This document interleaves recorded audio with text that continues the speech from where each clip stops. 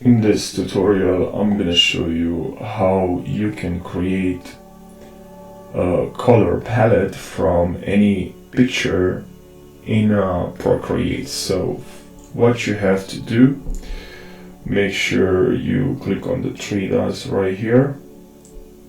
Now here is select split view,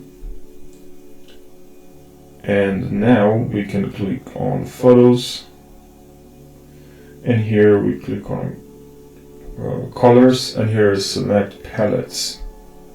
And now we can simply grab our image and drag it over here in palettes, and now we have our palettes or colors from this image. So that's pretty much what you have to do. If you have any questions related to Procreate, let me know in the comments section if you have any questions related to Procreate. So thank you guys for watching, and take care.